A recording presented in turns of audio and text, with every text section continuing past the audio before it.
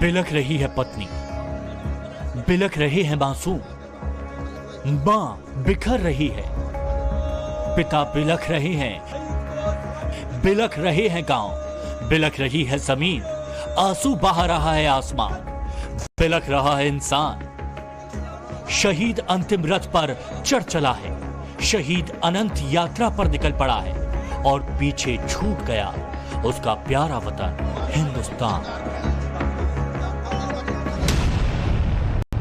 आंखों में गुस्सा है, गुस्से में चेहरे पर रक्त उतर आया है, लबों पर शहीदों के अमरत्व का स्वर है और तन में चल रही है इंतकाम की अग्नि।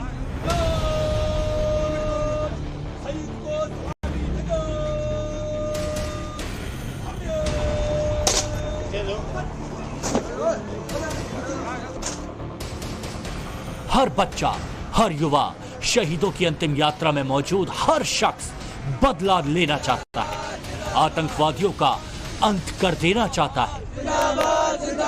शहीद कुलवंत सिंह फौजी अमर रहे।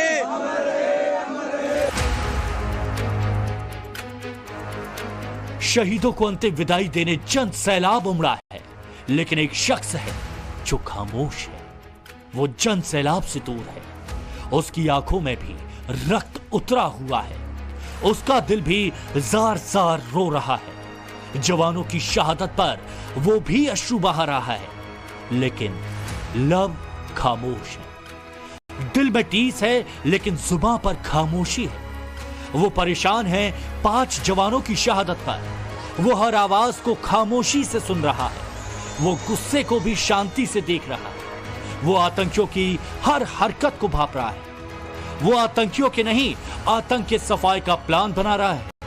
वो पाकिस्तान को जवाब देना चाहता है, लेकिन उसकी खामोशी से ही दुश्मन थर थर कांप रहा है, क्योंकि जो खामोश है उसका नाम नरेंद्र मोदी है। पुंछ आतंकी हमले के बाद मोदी चुप है, उनके दिल में आतंकी हमले की टीस है, लेकिन मोदी सही वक्त और सही मौके का इंतजार कर रहे हैं। इतिहास गवाह है, जब जब ऐसा आतंकी हमला हुआ है, मोदी ने पाकिस्तान को मुंह तोड़ जवाब दिया है। यही एक वजह है कि पाकिस्तान सहमा हुआ है, कांप रहा है, क्योंकि शहबाज शरीफ और आईएसआई दोनों जानते हैं कि भारत इस हमले का बदला जरूर लेगा। भारत तय करेगा कि हमला कहां और कब करना है। भारत सरकार या जांच एजेंसियों ने पाकिस्तान का नाम भी नहीं लिया, सिर्फ आतंकवाद की बात की है, आतंकवादियों की बात की है, लेकिन पाकिस्तान खौफ में है। उसे भारतीय फौज से डर लग रहा है, भारत की ताकत से डर लग रहा है। तभी तो पाकिस्तानी सरकार अपने सुप्रीम कोर्ट में कह रही है कि भारत जंग शुरू कर सकता है। पाकिस्तानी सरकार का कहना है कि यदि हमने पंजाब प्रांत के चुनावों में सुरक्षा मुहैया कराने के लिए अपने सुरक्षा बलों को लगाया, तो भारत की तरफ से बड़ा हमला किया जा सकता है। जंग जो है ना वो इकोनॉमी बेस्ड है, हम इंपोर्ट बेस्ड वॉरियर्स हैं। हमारे टैंक्स, जहाज, इनके पुर्जे बाहर से आते हैं, पेट्रोल बाहर से आता है। जो कंट्री की सिचुएशन है, अभी हम 15 घंटे भी जंग नहीं लड़ सकते ना, तो इस सिचुएशन को देखते हुए ये लोग सोच रहे हैं कि शायद वो हमसे जंग करेंगे। ये बुज़दिली है कि अपने दुश्मन को अपने वक्त के टाइम अपने दुश्मन को अपने ऊपर हैवी करने का ये बुज़दिली है। ये लफ्ज़ ही गलत हैं कि हमें इंडिया से खतरा है। तारीख 20 अप्रैल 2023, वक्त शाम 7 बजे, जगह पुंछ, जम्मू कश्मीर। पुंछ में आतंकी हमले को 48 घंटे बीत चुके हैं, लेकिन प्रधानमंत्री मोदी खामोश हैं। और मोदी की यही खामोशी पाकिस्तान को परेशान कर रही है। पाकिस्तान जानता है कि मोदी की खामोशी में उसकी मौत छुपी है, इसलिए पाकिस्तान थर थर कांप रहा है। इसका एक रिपोर्ट देना पड़ेगा, इसका एक जवाब देना पड़ेगा, और मुझे ऐसा लगता है कि इसको पाकिस्तान का जल्दी जवाब मिलेगा। सर्जिकल स्ट्राइक्स की तरह कोई भी ऐसा ऑपरेशन प्लान किया जा सकता है जो पाकिस्तान में और पाकिस्तान के अंदर अंजाम होगा, और एक सबक पाकिस्तान को सिखाने की ज़रूरत है। पाकिस्तान जानता है कि जब 18 सितंबर 2016 को उसने उरी में आर्मी कैंप पर हमला किया तो जवाब 28 सितंबर 2016 को सर्जिकल स्ट्राइक के रूप में मिला था। 14 फरवरी 2019 को जब पुलवामा में आतंकी हमला किया था तो जवाब 26 फरवरी को बालाकोट में आतंकी ठिकानों पर हुई एयर स्ट्राइक से मिला था। भारत सरकार 2-3 दिन से चुप है, लेकिन पाकिस्तान में खौफ है। जब पाकिस्तान में सर्जिकल स्ट्राइक हुई थी तो पाकिस्तान ने अपने फोर्सेस को चप्पे चप्पे पर तैनात कर दिया था और तब भारत सरकार ने सरप्राइज देते हुए जमीन के बजाय हवा से अटैक किया था और बालाकोट स्ट्राइक की थी। क्या मालूम इस बार ऐसा हो जाए कि ये बदला पानी के थ्रू लिया जाए। पाकिस्तान का यह डर इसलिए है क्योंकि मोदी सरकार आतंकवाद पर जीरो टॉलरेंस की नीति पर चलती है, आतंकवादियों के पूरे सफाई की नीति पर चलती है। मैं आतंकी संगठनों को और उनके सरपरस्तों को कहना चाहता हूं कि वे बहुत बड़ी गलती कर चुके हैं। बहुत बड़ी कीमत उनको चुकानी पड़ेगी। पुलवामा के बाद मैंने पब्लिकली कहा था कि जो आग देशवासियों के दिल में है वो आग मेरे दिल में भी है। और इसलिए मैं आपको कहना चाहूंगा, 7वें पाताल में होंगे उनको भी मैं छोड़ने वाला नहीं हूं। पुंछ आतंकी हमले की जिम्मेदारी पाकिस्तान के आतंकी संगठन ने ली है, उस संगठन ने जिसके आका लश्कर तैयबा और जैश मोहम्मद है। वो आतंकी संगठन जिसका नाम है PAFF, जिसके लोगों में ही स्वास्तिक पर प्रहार दिखाया गया है। आतंकियों ने कायराना हरकत की, भारत के सूरमाओं पर चट्टान के पीछे छुपकर वार किया।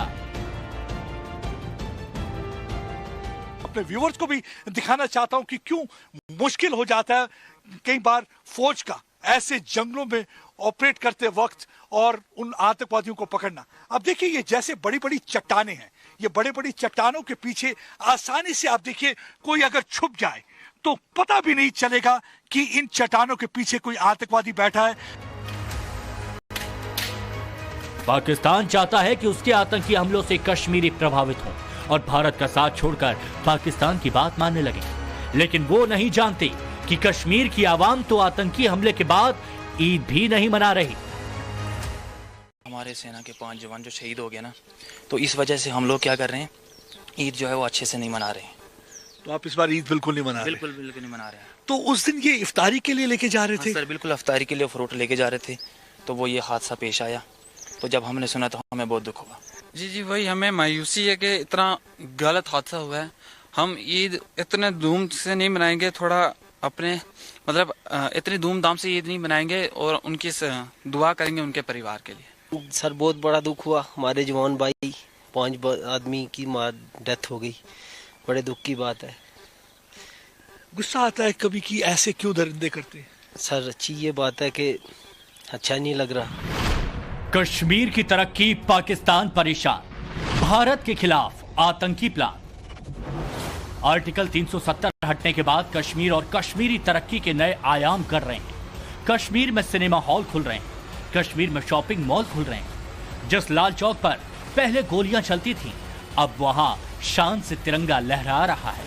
और यही सब कुछ पाकिस्तान में बैठे आतंकी और पाकिस्तान की शहबाज सरकार को रास नहीं आ रहा। ISI को बर्दाश्त नहीं हो रहा कि कश्मीर दिन दोगुनी रात चौगुनी तरक्की कर रहा है और पूरे पाकिस्तान की चमक कश्मीर की तरक्की के आगे फीकी पड़ रही है। अगली बार जब कश्मीर के ऊपर जो जंग होगी वो कोई हथियारों से नहीं होगी, वो इसी तरह से होगी कि इंडिया अपने साइड के कश्मीर को इतना डेवलप कर देगा, इतना पैसा वहां पे लगाएंगे कि बाकी दुनिया बल्कि हमारी साइड के कश्मीरी भी कहेंगे कि हमें वहां जाना है। तब ये क्या करेंगे? भारत नया कश्मीर बना रहा है जिसे देखने दुनिया आ रही है। कश्मीर में रिकॉर्ड सैलानी पहुंच रहे हैं और अब तो G20 सम्मेलन भी कश्मीर में होने जा रहा है। 22 मई से 24 मई तक कश्मीर में G20 सम्मेलन होगा। G20 देशों की टूरिज्म वर्किंग मीटिंग कश्मीर में होगी। इसी से बौखलाया पाकिस्तान और ISI कश्मीर में आतंकी हमले करा रहे हैं। कश्मीर में भारतीय सेना के काफिले पर AK-47 स्टील की गोलियां चलवा रहे हैं। भारतीय सेना के वाहन ऐसे बनाए जाते हैं जो AK-47 से निकलने वाली गोलियों को रोक सके। ये बात पाकिस्तान और उसके आतंकवादी भी जानते हैं, तभी तो पुंछ आतंकी हमले में रेगुलर पीतल की गोलियों के बजाय स्टील की बुलेट्स का इस्तेमाल किया गया। भारतीय सेना के ट्रक AK-47 की रेगुलर गोली रोक सकते थे, लेकिन स्टील बुलेट ट्रक की बॉडी को भेद सकती है। जवानों की बुलेट प्रूफ जैकेट AK-47 की रेगुलर बुलेट को रोक सकती है, लेकिन स्टील बुलेट को नहीं रोक सकती। जवानों के हेलमेट रेगुलर बुलेट को रोक सकते हैं, लेकिन स्टील बुलेट हेलमेट में होल कर देती है। रेगुलर बुलेट से वाहन के फ्यूल टैंक में आग बमुश्किल लगती है, लेकिन स्टील बुलेट टैंक में मौजूद फ्यूल को एक्सप्लोड कर देती है, जिससे पुंछ में सेना के वाहन में आग लगी। कंगाल पाकिस्तान अपने घर में गोलियां तक नहीं बनाता, वो गोलियां भी विदेशों से ही खरीदता है और स्टील बुलेट उसे बेहद सस्ते में मिल जाती है। स्टील बुलेट बीजिंग से इस्लामाबाद को बेची जाती है और इस्लामाबाद से इन स्टील बुलेट्स को POK में आतंकियों के बेस कैंप तक पहुंचाया जाता है। वहां से ये बुलेट्स कश्मीर में आतंकियों को भेजी जाती है। गोवा में जल्द ही शंघाई कॉरपोरेशन ऑर्गेनाइजेशन काउंसिल की मीटिंग होने वाली है और पाकिस्तान की कोशिश है कि उस मीटिंग में वो कश्मीर का ही मुद्दा भारत के सामने उठाए। तभी तो दो बड़ी घटनाएं 24 घंटे से भी कम वक्त में घट जाती हैं। पाकिस्तान 20 अप्रैल को पुंछ में आतंकी हमला कराता है और 21 अप्रैल को अपने विदेश मंत्री बिलावल भुट्टो के गोवा दौरे की घोषणा करता है और पाकिस्तान के एजेंडे को आगे बढ़ाने के लिए भारत के कुछ नेता अब भी उसकी मदद करते दिख रहे हैं। पुंछ में आतंकियों के रहनुमाओं की धरपकड़ शुरू होती है तो फारूक अब्दुल्ला को परेशानी होने लगती है। देखिए, मैं आपसे एक बात कहना चाहता हूँ, बहुत जरूरी है आज जब इनने पुंछ में कार्रवाई शुरू की है उसमें बेगुनाहों को नहीं पकड़ना चाहिए, इसकी तरफ इनको ख्याल रखना चाहिए।